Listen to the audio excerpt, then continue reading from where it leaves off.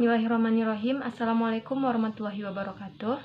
Perkenalkan, saya Mutia Imelda, BP 1810541002. Baiklah, pada video kali ini saya akan sedikit membahas tentang materi dari statistik multivariat, yaitu tentang analisis diskriminan. Sebelumnya kita harus mengetahui dulu apa itu analisis diskriminan.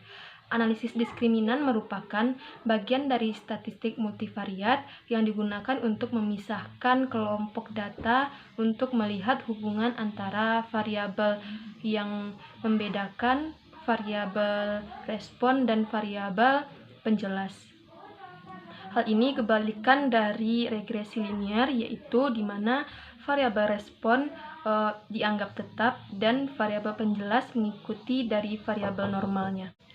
Tujuan dari analisis diskriminan yaitu untuk mengetahui apa perbedaan yang jelas antara kelompok variabel dependen, dan bisa juga dikatakan untuk melihat perbedaan antara grup satu dengan grup yang lainnya.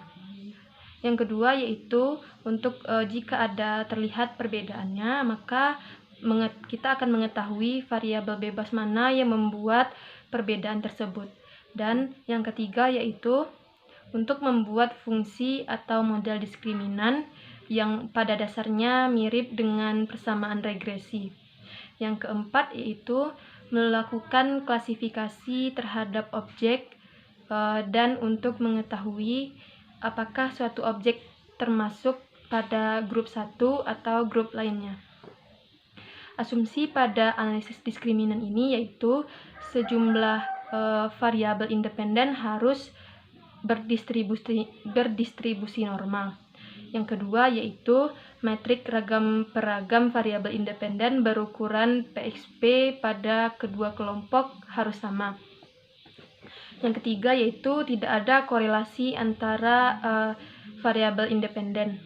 Dan yang keempat, tidak terdapat data yang outlier pada variabel independennya.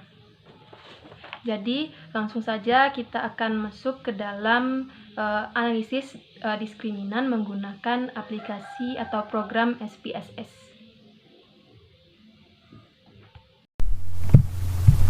Baiklah, langsung saja kita masuk ke dalam analisis diskriminan melalui program SPSS.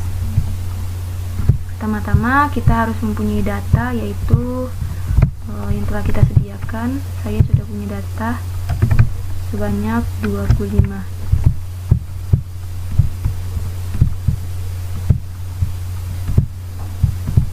Kita copy data ini,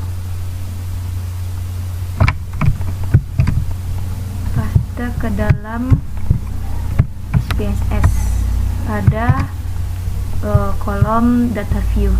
Kemudian klik variable view, ubah kolom name satu-satu, yaitu menggunakan variabel kita y, x1, x2, dan x3. Ubah desimalnya menjadi 0.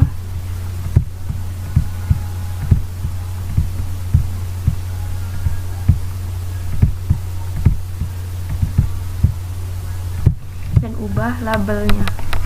Kita ubah label menjadi nama variabel kita, yaitu yang pertama minum, usia, berat, dan pendapatan.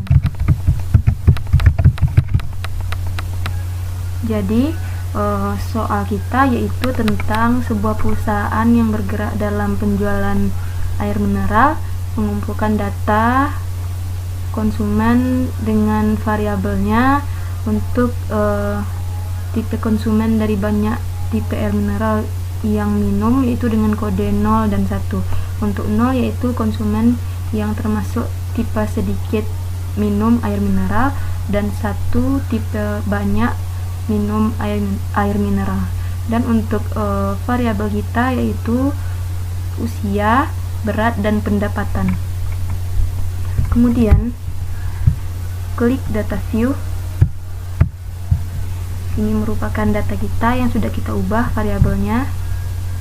Jadi klik analyze seperti biasa, kemudian pilih classify, dan klik diskriminan.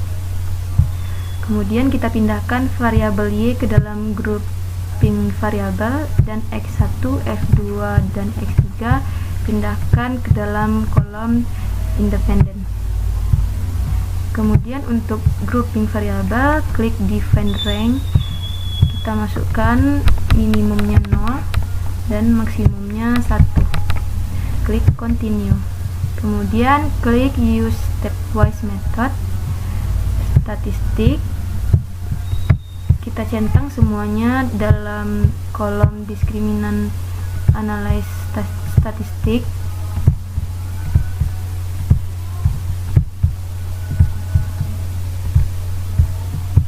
Klik continue.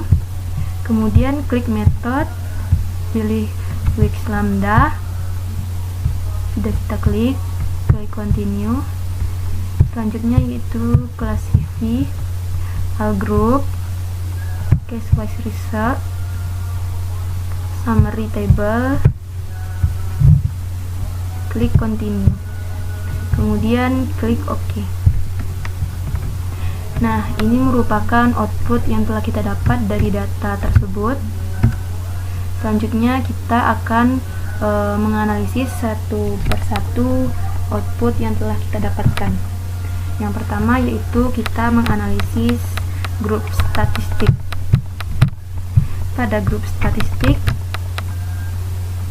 terdapat rata-rata dari ketiga faktor kita.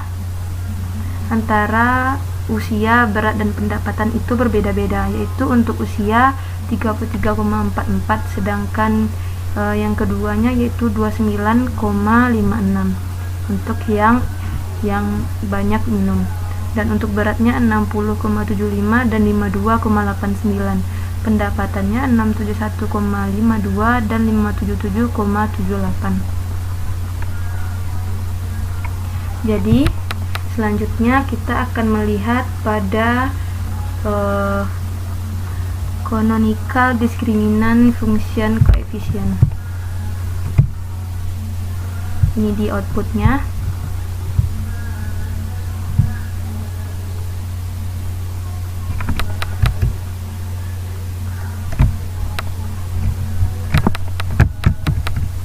Jadi kita lihat pada canonical discriminant function koefisiennya, kita dapatkan persamaan estimasi fungsi diskriminan yaitu Z sama dengan min 6,126 ditambah dengan 0,010, dikarenakan hanya pendapatan saja, karena hanya variabel pendapatan yang bisa masuk ke dalam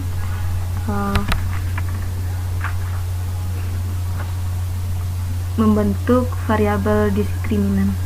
Itu kita lihat dari tadi Wix lambdanya, yaitu hanya pendapatan yang signifikan. Selanjutnya kita lihat Wix lambdanya untuk menguji signifikasi statistik dari fungsi diskriminan. Kita lihat Wix lambdanya. Kita cari output Wix lambda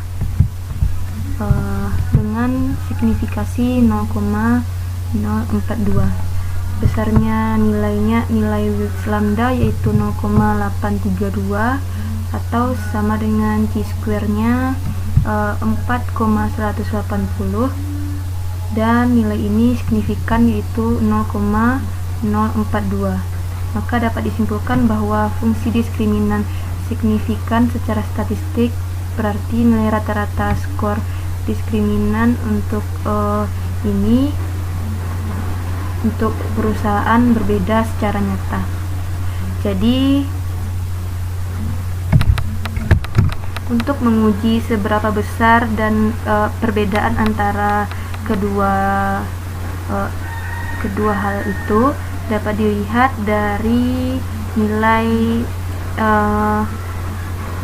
CR square,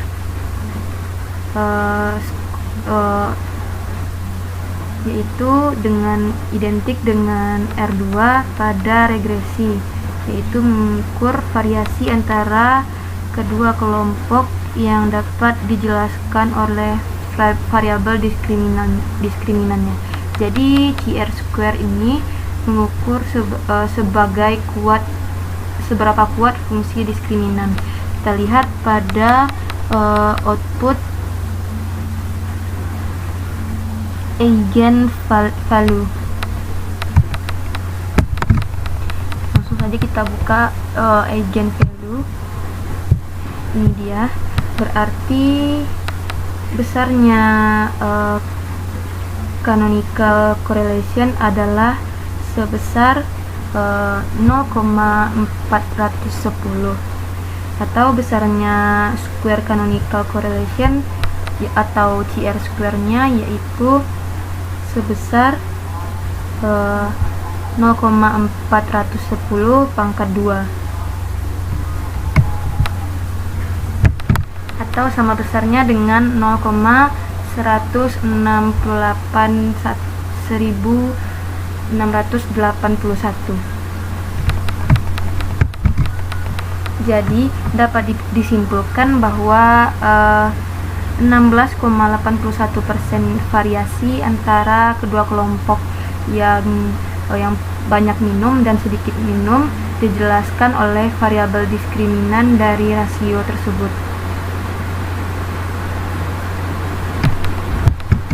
Untuk melihat pentingnya variabel diskriminan dan arti dari fungsi diskriminan dapat dilakukan dengan melihat fungsi diskriminan standardized. Langsung saja kita buka outputnya, standar canonical discriminant function coefficient. Jadi menunjukkan bahwa besarnya koefisien pendapatan yaitu sebesar 1,000. Jadi sekian dulu pembahasan kita tentang analisis diskriminan. Salah dan janggal saya mohon maaf. Saya ingatkan kembali kepada teman-teman mematuhi aturan yang dikeluarkan oleh pemerintah agar kita semua terhindar dari penyakit-penyakit yang berbahaya. Assalamualaikum warahmatullahi wabarakatuh.